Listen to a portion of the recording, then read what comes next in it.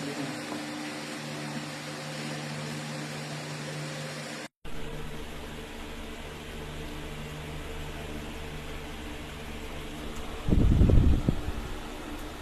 laki pa ng mata ng pinapatulog mo.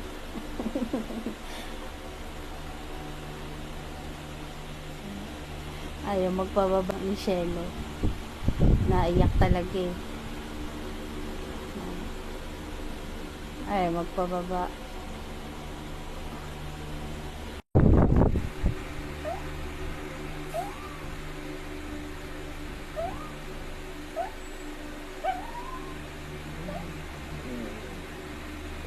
Karga na yan ni Papa. Shelo. Karga na naman ni Papa mo eh. Hindi ka pa naman nilalapag eh. Hindi nagpapatulog si Shelo.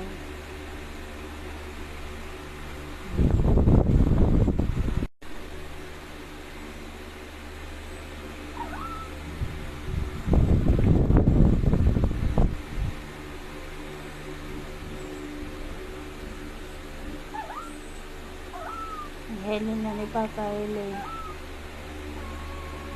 Tulog na, tulog na.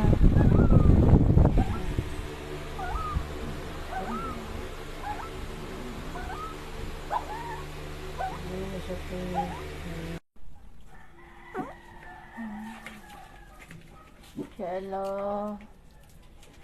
Ano nararamdaman ni Shelo?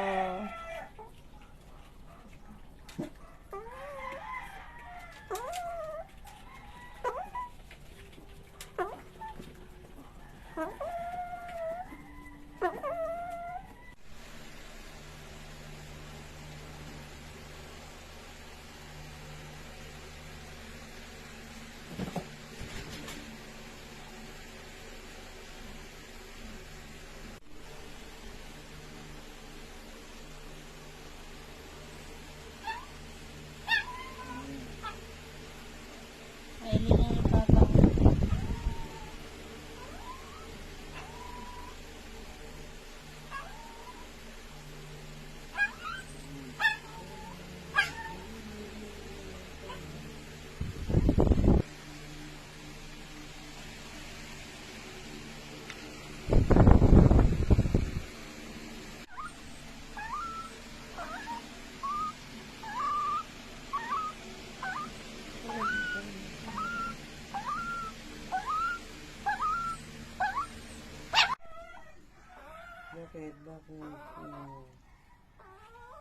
Mamaya dadaling ka sa vet, Shelo, ha?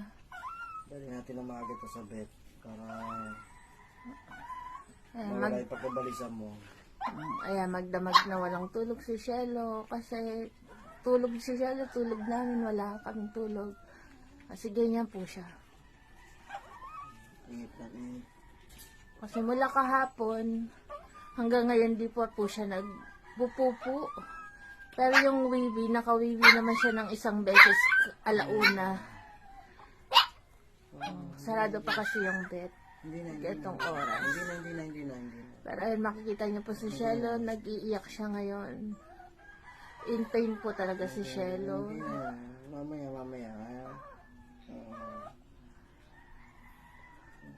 Wala yung sakit na yung Shelo, ha? Gagaling ito, gagaling.